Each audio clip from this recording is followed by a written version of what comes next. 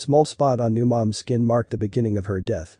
Just days between the first symptoms of the disease and death in the summer of 2014, Cassandra Campbell became a mother for the first time. She just left the hospital with their newborn son and couldn't have been happier.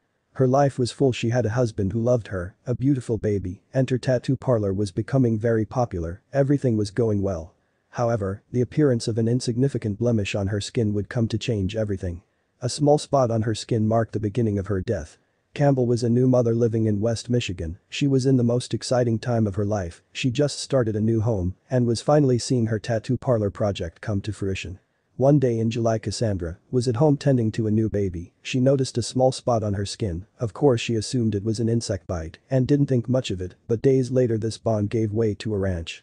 Concern for their relatives' healthcare centers, family got hold of 2 antibiotics they could give her as she was breastfeeding. At the time they went to a health center for medical help and she was prescribed a treatment for rash. They returned home in the hope that as the days went by the rash went away and everything would return to normal soon. However, her condition worsened and she began to exhibit very flu-like symptoms. After that, Cassandra had to be taken to the hospital several times to receive her new treatment. Despite medical efforts, her condition didn't seem to improve. The centrist's health was increasingly delicate. Neither she nor her family could understand what was behind this strange illness.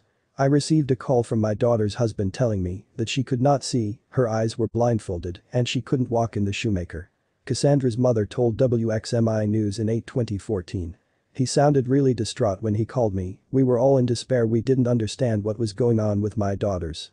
After that, Cassandra was admitted to the hospital, or specialists trying to discover the cause of her symptoms. At first the doctors were unable to find answers about the girl's blistered skin. However, after days of examinations and studies they reached a verdict. Campbell was diagnosed with this strange pathology, known as Stevens-Johnson syndrome. SJS. Experts say that the SJS disease may be caused by an adverse reaction to the components of some medications. Others, however, believe it may stem from an infection. Stevens-Johnson syndrome is a rare disease that affects the skin, producing blisters and subsequent detachment. If not treated quickly or properly, it can lead to death. The team of doctors handling Campbell's case understood their time was short. They had to act fast in this battle against the clock. The doctors had no choice but to treat Cassandra like a burn patient at the Bronson Burn and Wound Center in Kalamazoo, Michigan, for her skin was breaking down as the blisters grew and her skin was peeling. Despite all the efforts of the medical team in the Michigan hospital, Cassandra Campbell ran out of strength and eventually died of complications from the disease. They've done everything possible to keep her alive, even attempting cardiopulmonary resuscitation 3 times. However, all efforts were in vain. The doctors knew that she'd received antibiotics, but they were unable to determine which particular substance caused her to develop this violent reaction. It was hard. The biggest fear I always had was losing one of my children.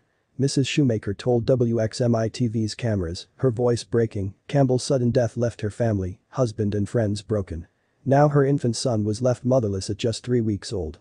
The rare disease that took Campbell away from her family came to fame in 2010 after the death of basketball storming Topol, who was visiting his native John and also died of the syndrome. Bull had traveled to his country in an effort to promote peace and unity among warring groups and sit down. However, during his stay in the nation, symptoms of the disease developed, causing severe blisters.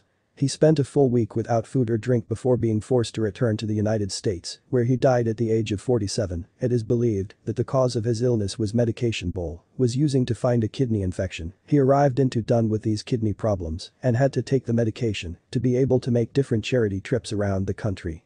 Just as this disease took the life of Paul, an athlete who is fighting for peace in this land, and also that of Cassandra, a young woman with a newborn. In many projects, SGS can affect anyone. For their part, Campbell's family seeks to make us all aware of the risks of this cruel disease so that as many lives as possible can be saved.